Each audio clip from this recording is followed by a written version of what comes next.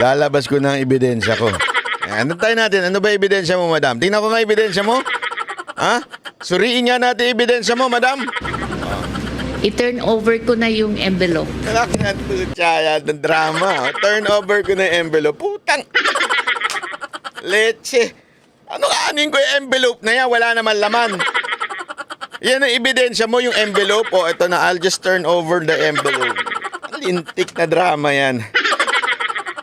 Ay, na ginagago yung mga taong bayan eh. Sino naniniwala sa'yo, madam? Sa totoo lang, naniniwala lang sa'yo. Sigurado ako may tama. May salti ko yung naniniwala sa'yo, madam. Sigurado ko. Bakit o kanyo? Simple-simple. Envelope lang yan. Yan ang katibayan. Pag hindi ka kasi sumagot, minsan nagiging totoo na yung mga akusasyon sa'yo. Oh, kapag hindi ka sumagot, nagiging totoo na. Pag hindi ka sumagot, nagiging totoo na. So, ibig sabihin nun, hindi totoo. Nagiging totoo lang kasi hindi sumasagot. So, kaya nga, ang gagawin ninyo, lahat ng paratang, ibabato ninyo. Para magsawa na sumagot, tapos sasabihin ninyo, kaya hindi sumasagot kasi totoo. Diba? Gago! Nahuhuli ka sa sarili mong script, sir. Nahuhuli kayo sa sarili ninyong mga bibig.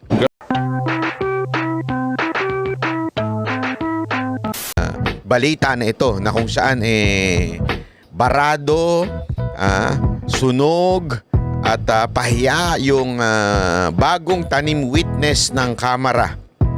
Tanim witness ng Kamara dito po kay BP Sara Duterte upang tanggalan ng credibility ang ating Vice Presidente na si Sara Duterte.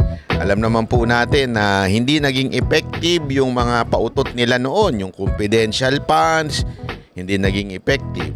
Ano pa ba, yung mga pautot nila na budget ng OBP, hindi naging effective. Yung pag-deliberate sa budget at kahit doon kay Chihuahua, doon sa committee ni Chihuahua, hindi rin po naging effective. So ngayon, sila naman po ay naghahanap na naman ng bagong issue. At ito naman, meron na naman silang bagong tinanim na tanim witness. At ito, papatunayan ko sa inyo na sablay ho itong tanim witness na ito. Itong tanim witness na ito na ginawa ng Kamara ay talagang namang kahiya-hiya. Dahil tablado sa lahat ng anggulo. Ipakikita ko sa inyo at sa dulo, naku po, yari.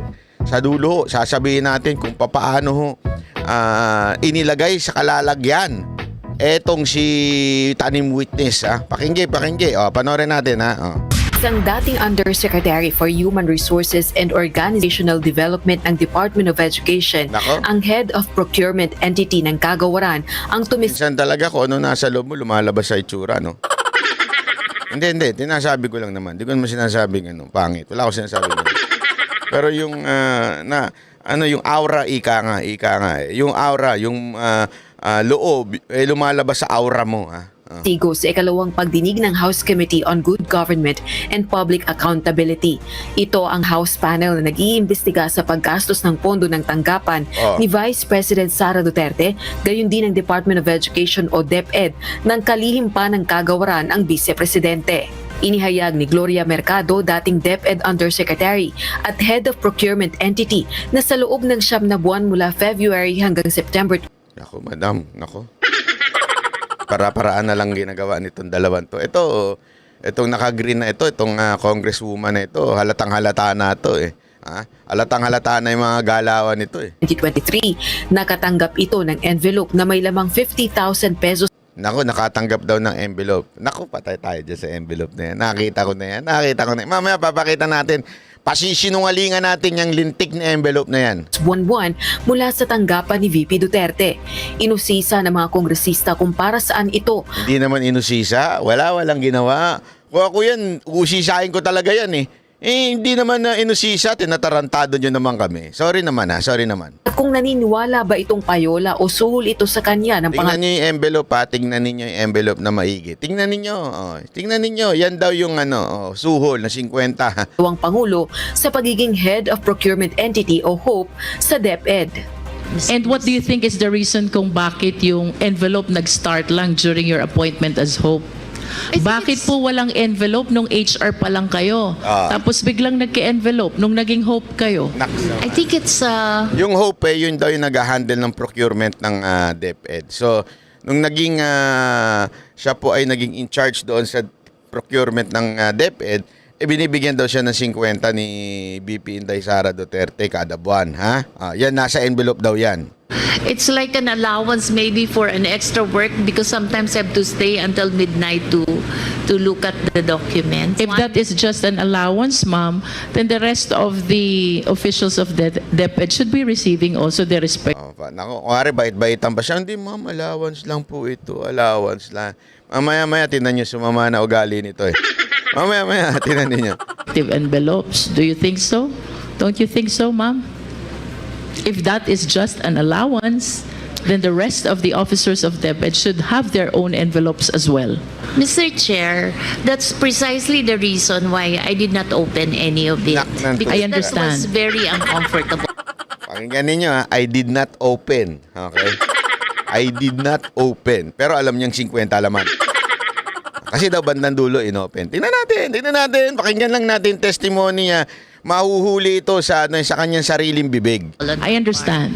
And that leads me to the next question, ma'am. Why were you so uncomfortable with the envelope when you believe that that is just an allowance? I'm 40 years in government. Self-made po kami. 40 years na daw siya sa gobyerno. Bakit wala nangyayari sa DepEd, ha? Mga nakaraang DepEd. I come from Samar, so I have all reasons to protect my name. You wish to protect yourself. Do you confirm? Yes, And the reason, ma'am, is because you believe that that envelope is a bribe. Do you agree with me? Because otherwise, you will not appreciate the job as difficult. You will not uncomfortable opening what you believe is allowance. You will not be thinking about the ombudsman case. You will not be thinking about protecting your Ginagawang bayani ni Congresswoman. Style mo, bulok! The reason why you are considering all these concerns is because you believe that the envelope is a bribe. Do you agree? Yes or no, ma'am? It's kind of harsh word to use, bribe, because if Or should I say, ma'am, Sabi siguro ni Congresswoman, sumunod ka sa script, pambira ka. Hindi ka nasunod sa script, ha? Hindi. Yun, katang isip lang. it's a means to influence your decision being the hope? it could be. Dahil hindi komportable sa natanggap na salapi mula sa tanggapan ni VP Duterte na nooy DepEd Secretary, ayon kay Mercado, pagkaretiro sa pwesto, ipinagkaloob niya ito sa isang non-government organization o NGO. Iprenesenta ni Mercado sa House panel ang mga sobre kung saan inilagay umano ang mga salapi. At least, Mr. Chair, I would know the Vice President is watching us because she just Binigay daw niya yung pera doon sa foundation. Iniwan lang niya yung envelope. Okay? Ibibigay mo yung pera, kinuha mo, inipon mo yung envelope. Hindi, kayo mag-isip kayo na mabuti, ha? Ano yung remembrance yung envelope? had a press conference. And imagine this, mga kababayan. Imagine this. Tinanggap yun ng Kamara.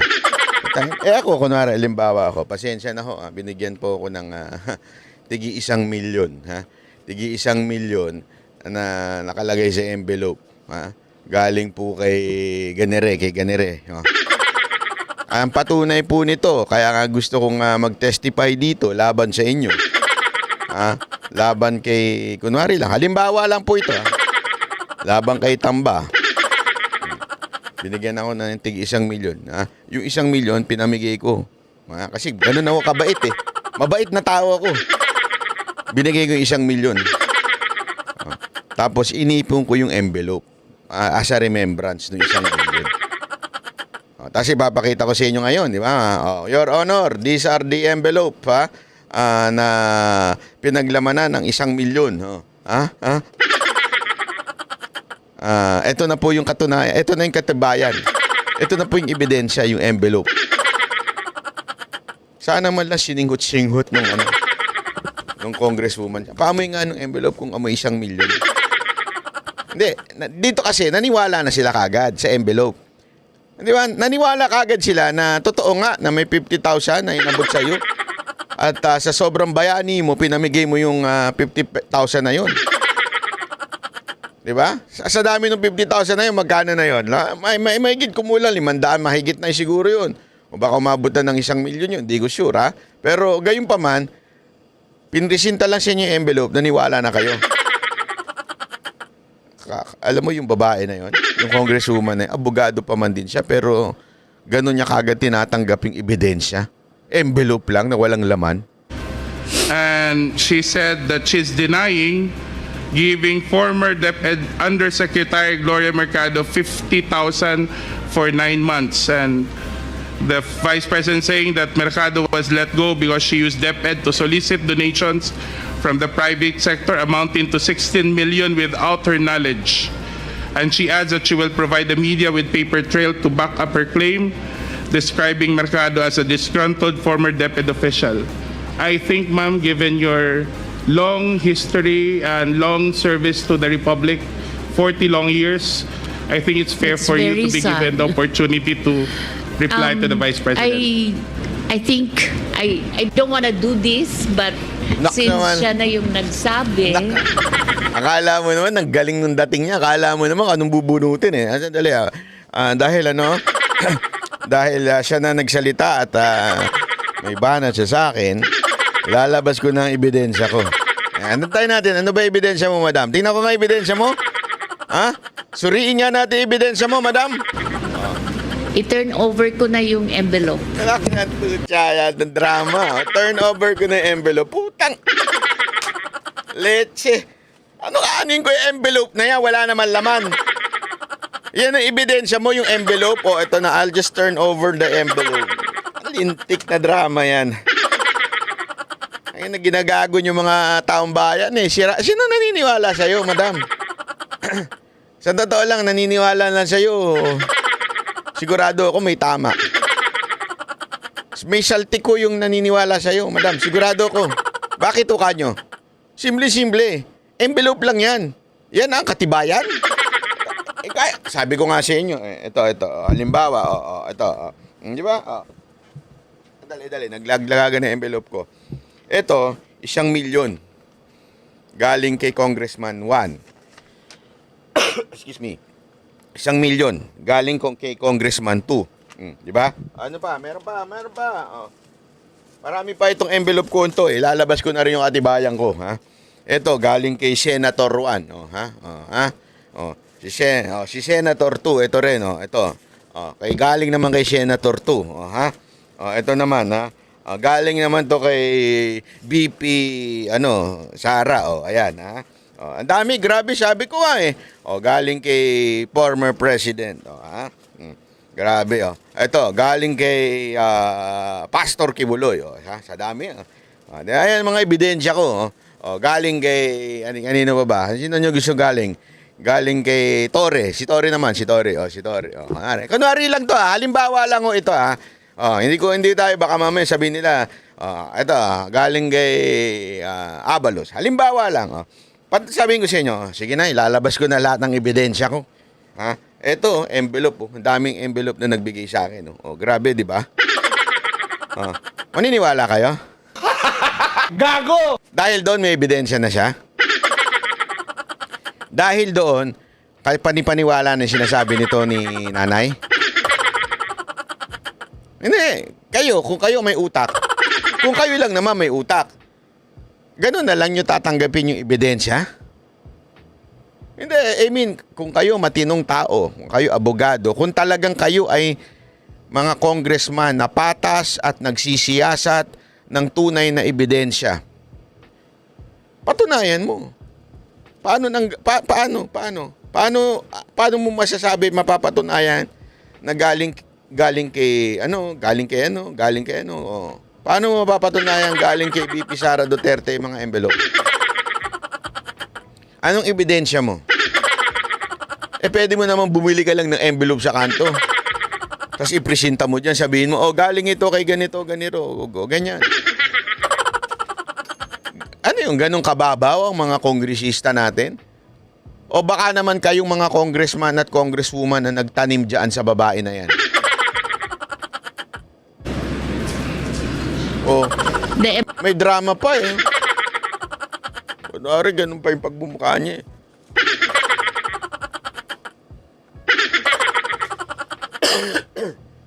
Kunwari, hirap na hirap. Wala naman laman yan. Sana kung may laman yan, hirap na hirap mo isuko. Isusuko mo, envelope. Nagagagawan ba't? Envelope lang po yan, ha? Naipamigay niya na yung pera. Bakit? Yung isipin mo, tapos ito namang camera. Pakikuha. That would be accepted as an evidence. Envelopes where the money was. Comsec, So Paki- it's 9 envelopes. kuha po yung O, 9 envelopes. O. So envelope. it says hope and the amount is there. Kasi ang sakit naman nun, ordinaryo lang akong trabahan. Ayan na. Paawa effect na si madam. Ang sakit naman nun. Ordinary lang ako. Vice President siya. Huhusgahan niya ako. Hoy, te! Hindi lang ako makapagsigaw ngayon dahil masama pakiramdam ko, ha? Ang sama naman nun. Huhusgahan ako ng Vice President. Te, ikaw ang unang humusga. Sumagot lang yung Vice President sa'yo. Tigil mo nga yan. Drama mo. Drama nito. Tapos, inano ka ng Vice President. Naano ka ng Vice President? Ordinary yung tao lang ako, tapos inaano ka ng Vice President. Sino ba unang humusga? Sino ba unang pumunta dyan na nagpuputak? Nagkataon lang, merong mga ebidensya laban sa'yo na pinresinta ang Vice President. Ay, nako. Diba?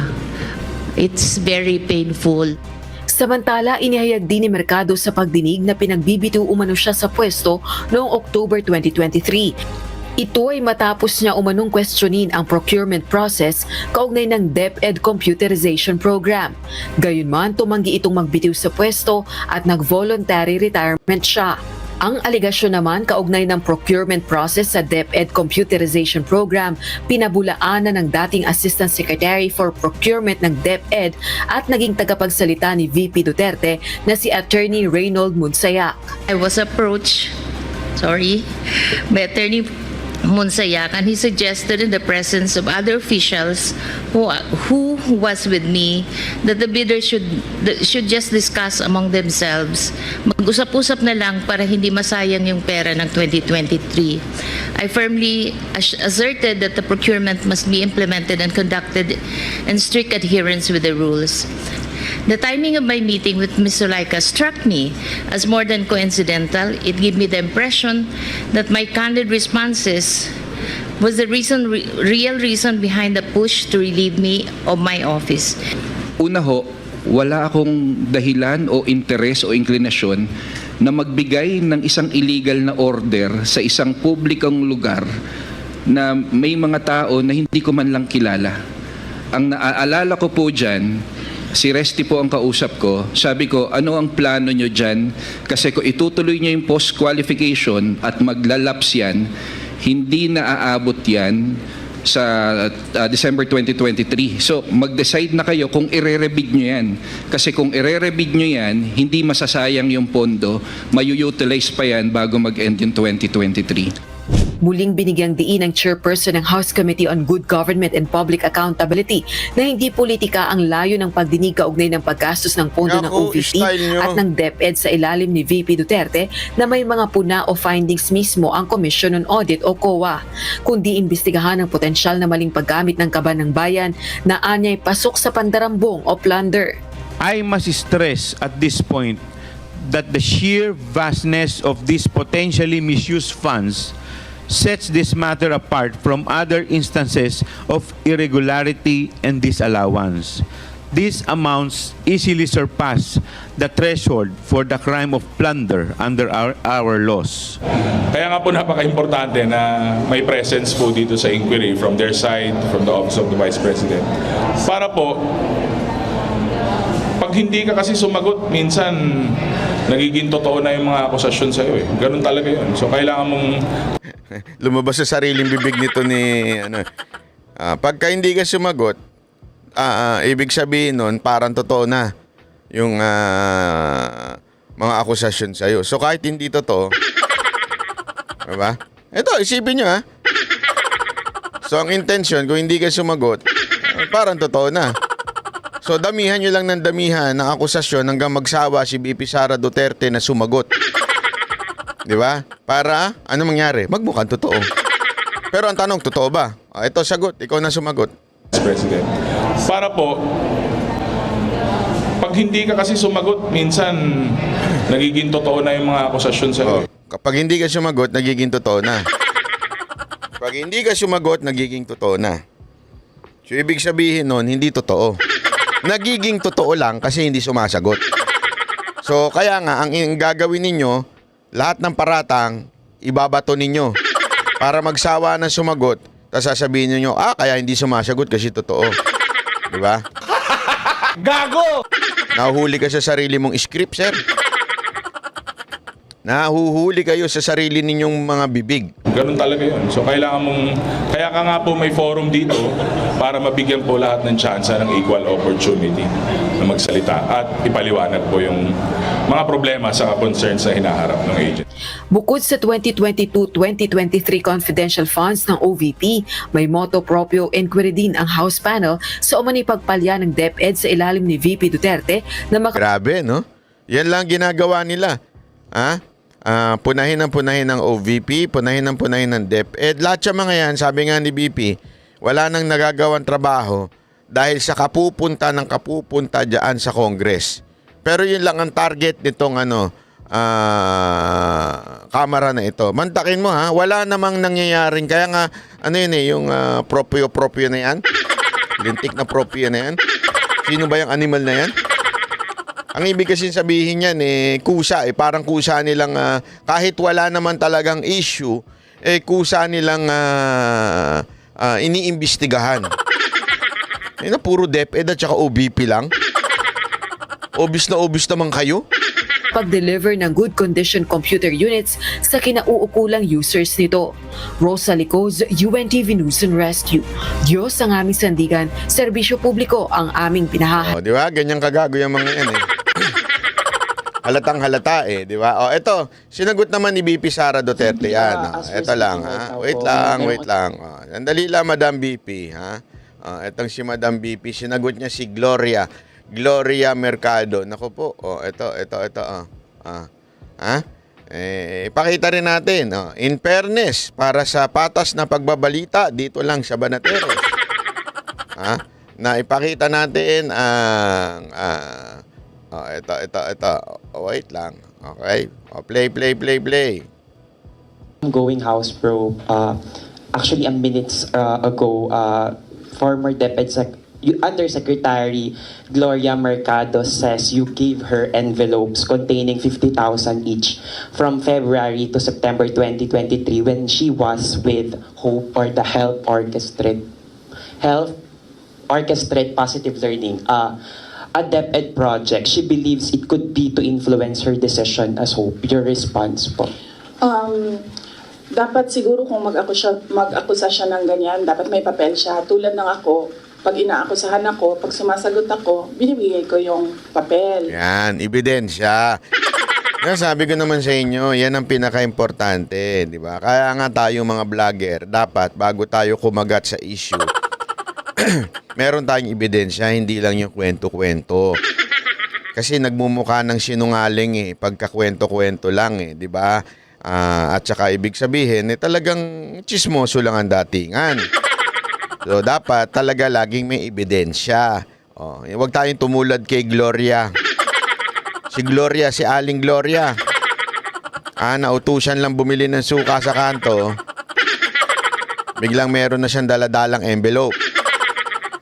Yung envelope niya, yun ang ebidensya niya. Kita mo, mantakin mo, may dala ka lang envelope. Daling ko kaya to sa camera. Sabihin ko kaya ito ay binigay ni Tamba. Kunwari lang di ba para tayong tanga nun? Ano ebidensya mo? Envelope. Anong laman ng envelope? Wala. Bakit? Sobrang bait ko, pinamigay ko na Pinamigay ko na sa taong bayan. Meron nga kaming ginawang community service diyan sa District 3 ng Maynila. Sa barangay pinamigay ko na lahat yun. Itong envelope na binigay sa akin. Pwede ko bang sabihin ganun? Mukha akong tanga pag gagawin ko yun. Gloria Mercado is a disgruntled former employee of the Department of Education. Maniniwala kayo sa isang disgruntled na tao? Bakit kanyo? Bakit? Bakit ba? Bakit ba kasi yan? Bakit ba walang kwentang empleyado yan? She was let go because of loss of trust and confidence sa Office of the Secretary. Okay. Una niyang ginawa, well, hindi ko alam kung anong nauna, pero naka-strike 2 siya sa akin. Ang una niyang ginawa, nag-solicit siya ng 16 million pesos sa isang kumpanya on paper using my name without any authorization from the Department of Education.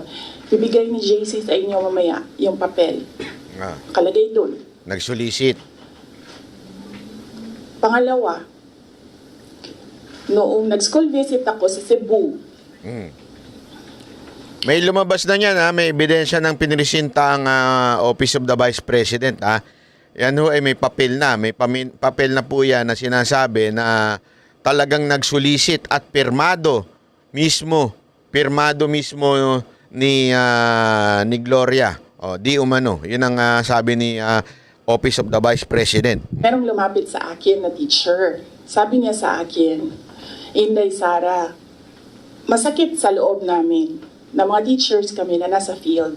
Tapos merong humahawak ng teacher items na wala dito sa aming probinsya o wala dito sa aming region. So, pinakwento ko siya. Iyon naman yung purpose ng aking mga school visits, di ba, sa iba't ibang lugar naman sabi ko, one-on-one tayo, kwento mo lahat sa akin. And then it turned out, ang HR mismo ng Department of Education, our Undersecretary, took a teacher item from Region 7, nilagay niya sa central office for a non-teaching task. Nako. Ginawa niyang executive assistant. Grabe. Yeah, ang apelido nun, Villar. Meron niyang paper trail. So, nung bumalik ako sa central office, tinanong ko, totoo ba na meron tayong teacher item galing sa Region 7 na nandito sa atin? Totoo daw, nasa HR. HR pa. Mismo ang gumawa ng parang injustice sa teachers namin sa field. So on that second point, hindi ko na pinalampas. Yan. Sinabihan na siya na there is a loss of trust and confidence. And you should go. And then she said na, pwede bang mag-retirement na lang ako instead na paalisin ninyo ako. Kasi ang tagal ko na, matanda na ako. And then sinabihan siya, okay, sige. You go. Grabe, no? Bait pa man din ni VP Sara Duterte, no? Kesa na pinagre-resign niya na kasi nakadalawang nakadalawang kagaguhan na, ika nga.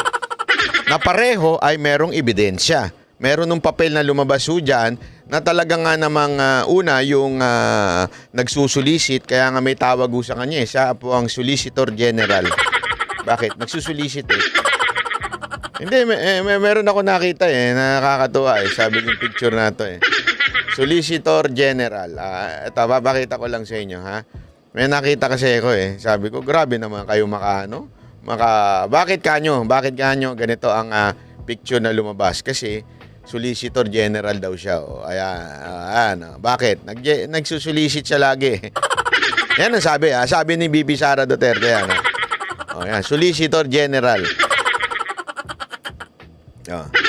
Pangalawa, naglipat daw ng empleyado sa maling paraan. Kasi siyempre may tamang paraan yung paano maglipat at nabuking ho. So sa madaling salita ho, ginamit yung palakasan, siyempre ayaw ni BP Sara Duterte nun. Tapos anong nangyari, pinagre-resign na lang niya. Mag-resign ka na kasi We lost trust and confidence sa'yo. O sabi nung Solicitor General, sabi niya,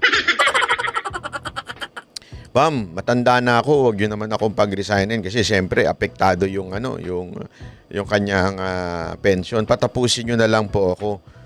Patapusin niyo lang po ako para pensionado ako. Ang bait pa ni BP Sara Duterte, pinayagan niya pa. So she's a disgruntled former DepEd employee.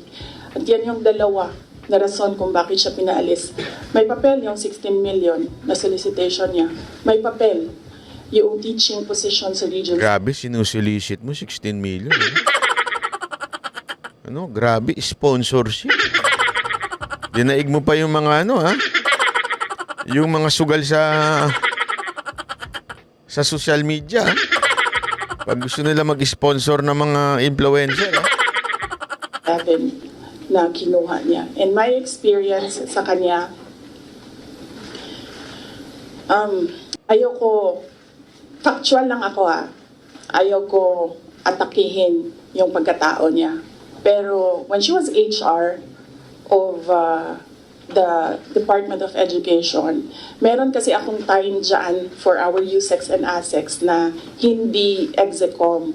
So, pinapapunta ko yan sila kung sino man yung merong concern, sino yung may problema, pumunta kayo sa akin, mag one-on-one tayo. So, one of those times na one-on-one kami, siniraan niya yung isang USEC, isang ASEC ng Grabe, no? Department of Education. Chismosang baka... Chismosa ba pala to? Naninira.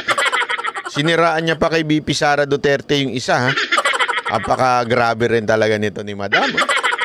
Hindi lang Madam Solicitor General. Bago pa lang kami nun. In fact, pag alis ko, 2 years lang kami. Very, very new. Nagulat ako. Kasi HR ka eh. Pag HR ka, hindi dapat ikaw yung mag-cause ng away-away sa loob ng institusyon. Dapat ikaw yung... Itsura pa lang kasi ni Solicitor. Mga ganyang itsura di ba? Hindi, kasi tingnan yung itsura. Nakakita mo na kagad sa itsura pa lang kung... Alam mo na kagad ang karakas eh. Sabi ni BP Sara Duterte, nasa HR ka pa man din, naninira ka ng kapwa mo. Sa tanong, mga kababayan, yung mga ganyan bang itsura, nasa karakas niya ba yung manira? Ayun na yung sumagot. I-comment nyo dyan kung nasa karakas niya manira. Tuloy. Maging peacemaker. But siniraan niya yung isang ASEC and isang USEC sa akin mismo. Grabe, nagulat ako. Alam ko yung mga ganyan. Uso yan nung panahon ni Mocha. Hindi, uso yan yung naninira. Ang daming naninira kay Mocha nun para matanggal sa PCO. Mga USEC, mga ASEC pa yun doon. Kaya naman, isa lang masasabi ko sa inyo dyan. Grabe talaga eh. Talay. Why attack the ASEC or the USEC sa kanilang pagkatao? Hindi naman trabaho. And then, ganun din ang ginawa niya. Nung umalis na siya sa Department of Education because of the 2 points, lumipat siya sa Senate. One of the offices of the senators din, nandiyan yan siya ngayon. And yung isang kaibigan ko doon sa Senado, narinig namin na sige na siya atake. Inaatake niya si Michael Poa, si Reynold Monsayak, si Gerald Chan. Iyan ngayon yung nakapangalan sa kanyang statement. Kaya kami, nung nagbasa siya kanina ng statement, hindi na kami nagulat. Kasi naririnig na namin. Grabe, ugali pala na talaga niya manira. Grabe naman ate. Ikaw talaga. Ikaw talaga. Grabe. Ikaw talaga. Grabe naman yan. Talay. Sa opisina, dyan sa Senate, yung mga pinagsasabi niya after she was let go. I think, hindi lang siguro niya matanggap na kasalanan niya kung bakit siya pinalayas sa Department of Education. Pero hindi... May kilala akong ganyan. Yung nag-apply kay Pangulong Duterteng Vice President, tapos tinanggal. Hindi naman tinanggal, hindi tinanggap. Sa madaling salita, busted. Ngayon, grabe ang bitter. Parang ganito si Solicitor General. Eh. Ha? At porque tinanggal, hindi naman tinanggal, disgruntled. Disgruntled pala. Ewan ko kung ano ba yun. Basta, siya po ay pinaalis. Yun na lang, pinaalis. Ika nga. Yung talaga namin matanggap na magsusolicit ka sa isang private company on paper 16 million. And then, kukuha ka ng teacher item sa field, gagawin mong EA sa central office. Hindi pwede yun. VP, in relation to that, since you brought up yung names po ni Attorney Poa and Attorney Monsayak. So, during the probe earlier, she said that yung reason daw kung bakit daw siya nilet go ng DepEd nyo po was that she disagreed daw with Attorney Monsayak's suggestion that bidders in the DepEd computerization program just discuss it among themselves to avoid failed bidding. Ngayon ko lang narinig yan. Sa kanya ko lang narinig yan. Pero ako ang nagsasabi, kasi I was the one who fired her out of the Department of Education. Grabe. Yung dalawang rason na yon, ang rason kung bakit siya pinaalis sa Department of Education. And as I said, may papel yon. Ibibigay namin sa inyo ang papel. Ang HR record ni Villar, nasa Department of Education din. In fact, hanggang ngayon si Villar nasa region.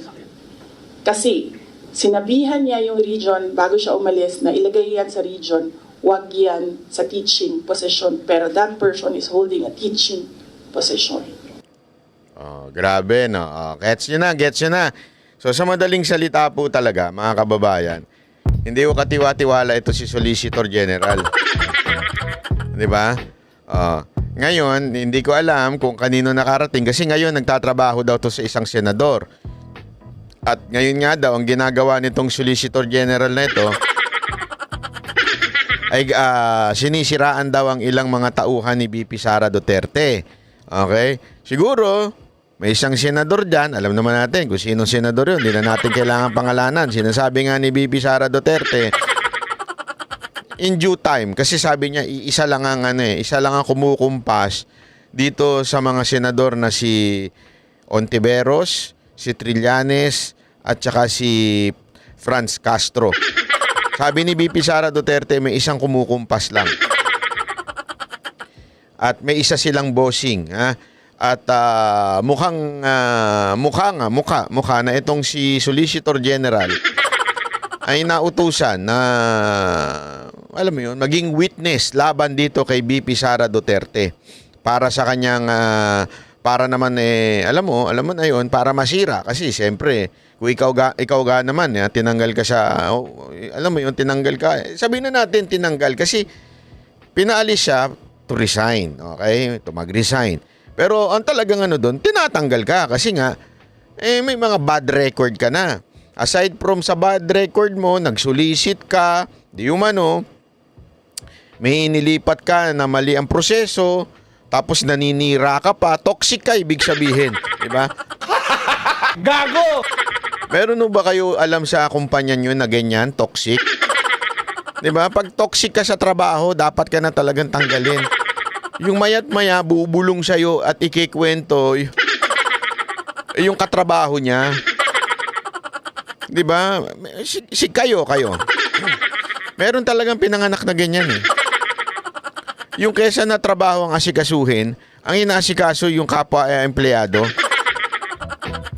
Kung meron kayong kilalang ganyan, pwede ba isulat nyo dyan sa comment section? Ngayon lang kayo makakaganti. Doon sa katrabaho nyo. Si ganito. Parang si Solicitor General. Meron akong katrabaho. Ganito siya. Pareho niyan, toxic. Porket ako ang paborito. Kasi ako yung sumusunod.